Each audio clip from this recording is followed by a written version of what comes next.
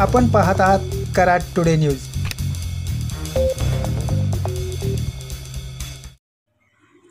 पुणे बेंगलोर महामार्गावर 6 पदरीकरण सध्या सुरू आहे। 6 पदरीकरणांतर्गत कामामुळे तासवडे येथील टोल नाका आता हटवला जाणार असून हा नाका नवीन ठिकाणी स्थलांतरित करण्यात येणार असून नव्या जागेत या टोल नाक्याची सध्या उभारणी सुरू आहे। डीपी जैन कंपनीच्या वतीने पेटनाका ते सेंद्रे दरम्यान 6 पदरीकरण सुरू आहे। अनेक ठिकाणी भव्य रस्ते तयार होऊ लागले आहेत।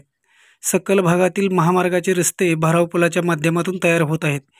या व्हिडिओच्या माध्यमातून आपण पाहू शकता की नव्या टोल नाक्याची उभारणी सुरू आहे।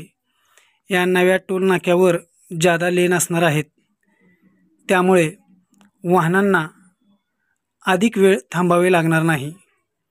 या ठिकाणी सिमेंट काँक्रीटीकरणाचा भव्य रस्ता व परिसर तयार करण्यात आला आहे। जुन्या टोल नाक्याच्या थोड्या अंतरावर हा नवा टोल नाका उभारला आहे।